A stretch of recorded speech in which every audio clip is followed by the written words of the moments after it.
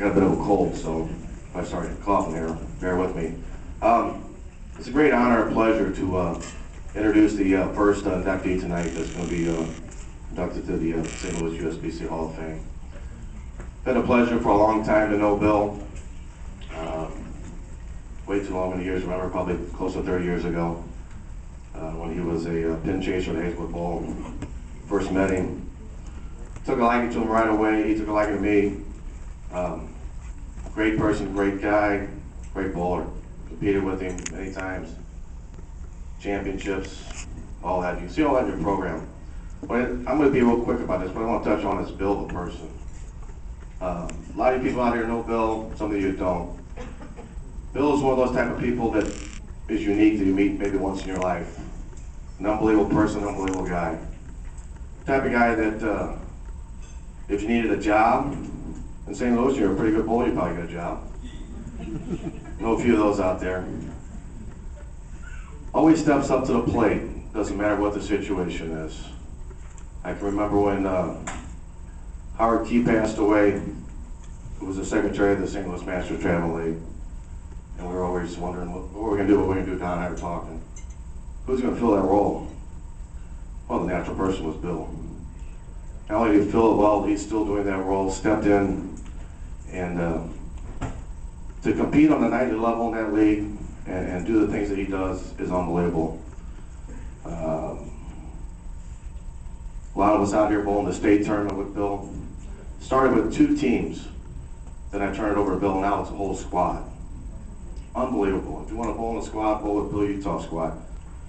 Now remember, you look at that book in there, with that program, not only is he running an entire squad, he's still competing, and competing at a high level, winning championships, doing all the directing and everything else. Same with the Ozark tournaments. He won the Ozark tournaments, I think 2006, 3,600, something like that. He said, team record. Bill put that together, whole squad. Running the side pots, brackets, and everything else. And he's still competing. Unbelievable, unbelievable. That's the side of things in bowling you don't see. There's a guy like Bill that'll give you a shirt off your back. We have had a saying for a long time at Hazelwood Bowl. We call Bill the ambassador of Hazelwood Bowl. He helps us out tremendously and everything else. But he's a true ambassador to St. Louis and St. Louis bowling. If there was a Hall of Fame for people and great guys, Bill would be the first one to go in there. So it's a great honor to introduce my good friend and now fellow Hall of Famer, Mr. Bill Uthoff.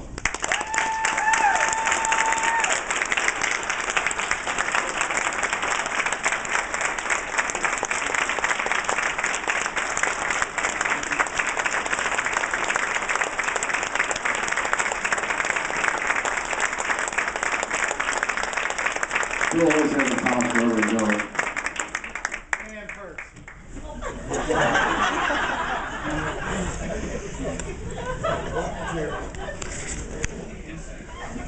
I hope you got that double spaced.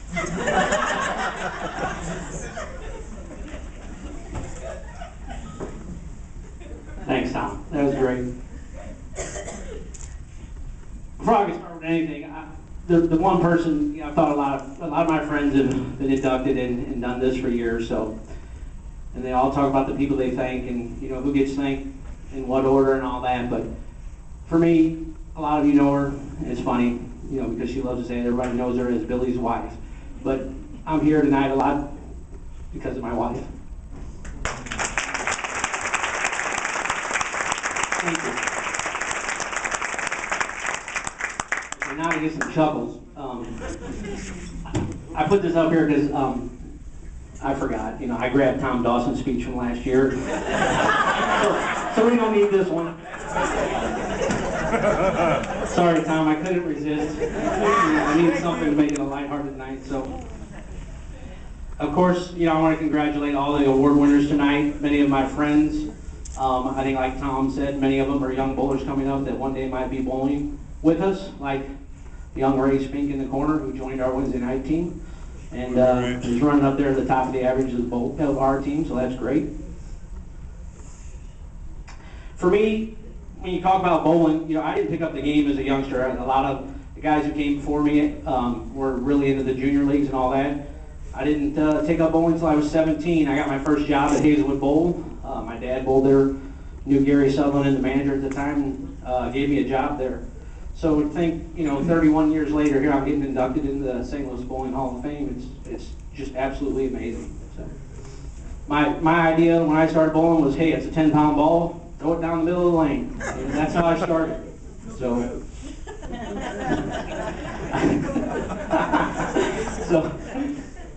Since I worked there, they're like, hey, join a junior league. And I'm like, hey, that sounds good, because girls bowl in junior league. So I joined the junior league. A couple years later, I moved up to adult leagues. And for me, in working there, and the people who worked at Hazelwood Bowl at the time, there were the guys like Don Herndon, Ed Newegg, Jim Suter, Gary Sutherland. A lot of you know these people. They're the guys that taught me the fundamental of the game, and taught me how to start learning how to become a bowler. Kevin B. Hall, as we used to call him, a lot of you know him, gave me my first bowling ball. He worked with Trio Bowler Supply, and back then that's where everybody got their balls. So, but where I really learned how to bowl, and where I got my game, was bowling for money. Jackpot bowling was where I learned how to bowl.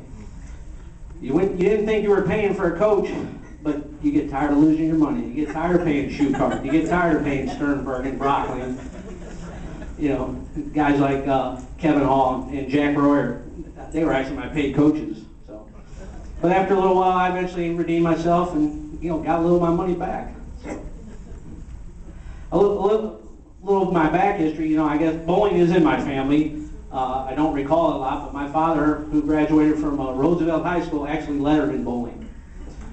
But as a kid, I never. Some Roosevelt graduates. As a kid, I don't remember watching him bowl, but my mom said, "Hey, your dad threw a banana ball." Well, to me, I guess that means he hooked the ball. So I guess that's why I hooked the ball. You talk about some of the accomplishments. I know they're in the book and all that, but a couple of things for me personally. Nothing greater than bowling 300 at the national tournament. I'd like to be like. I'd like to be like David Adam and win an Eagle still, but that was right up there. And then the back, I shot that in my last game of doubles. I had 190, 192, 300, and then shot 775 in singles event and ended up in 6th place. So that was definitely a highlight of my career so far. I'm continuing to go, so you never know what else is out there. I shot my first 300 game in 1984 at Strike and Spare Lanes. Somebody asked me the other day, how many 300s you got at Strike and Spare Lanes? I said, 1. It was my first one. So. A lot of people know Ken Brown, who was a local St. Louis bowler for a long time, bowled one that night too. Grand Prix tournament, I won my first title with Tom Schucart, throwing orange piranhas over at Northland Bowl. So won an under 50, over 50 with my great friend Dave Harmon at St. Charles Lanes. It was one of those tournaments when we got there and they found out they screwed up the oiling machine and it was more of a sport condition out there. So Dave and I, went through the field and won that, and that was a great feeling. So my first singles Grand Prix title, I actually shot a 299 at Redbird Lanes on the bounciest pair in the house, 17 and 18 to win that. For me, bowling the USBC tournament has been something I look forward to every year. It's my greatest 9 games, no matter how bad I bowl or how good I bowl. And so, it was 1993 or 94 when Granite Bowl was still around, and Bob Bowler and Dave Harmon come up and asked me, hey, did I want to bowl with you? Would you guys want to start bowling with us? And that's how I met Dave.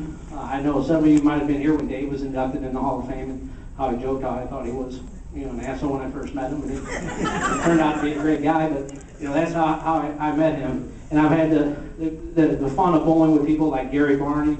I bowled doubles with Neil Burton, Mike Hermopoulos, who's a great bowler. Now I'm bowling with Chris Pickett. So a lot of the people I've bowled with have been great out there. So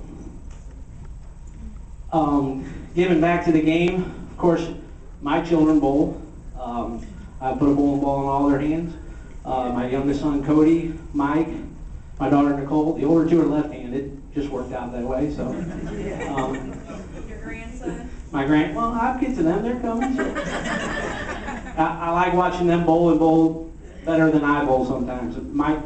about a month ago, came close to his first 800 series, ended up with 777. Yeah, did we go to the boat? No, we didn't. So, but then my youngest son, who's still a junior, Cody, shot his first 300 a couple of months ago and backed it up with a 298 in high school league, so that was great. So just seeing those in the youth bowling, I really enjoy that. So, but I think one of the greatest things that for me with bowling throughout the years has just been the friends I've made.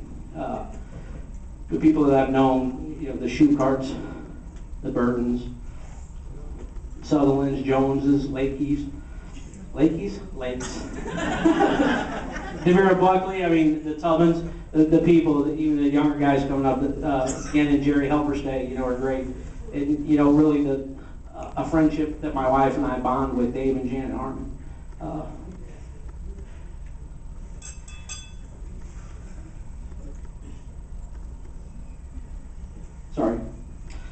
Was just great.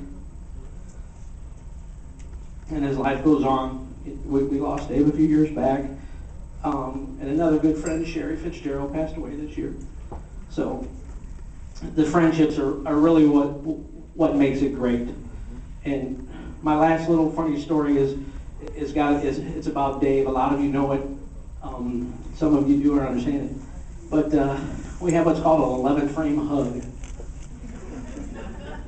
We were bowling, I can't remember what league it was, but we were bowling at St. Charles Lanes, and it might have been the Masters League.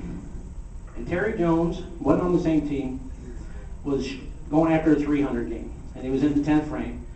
And he got the first strike, and he got the second strike, and Dave went down and gave him a big old hug. And TJ goes, Dave, I got to bowl one more. And Dave's like, oh. TJ only shot 299. So from then on, it became the 11th frame hug, and anybody who bowled with Dave, I mean, that's where it was. I've had numerous 300s since then, and every one of them was either a Dave or the whole team. You got a hug on the 11th one. And surprisingly, in 2008 Albuquerque, I got a hug on the 11th one out on the national stage before I shot that 12th one. So that's a great story. But thank you, and again, you know, congratulations to my fellow inductees tonight, to all the award winners. It's been a great year. Thank you very much.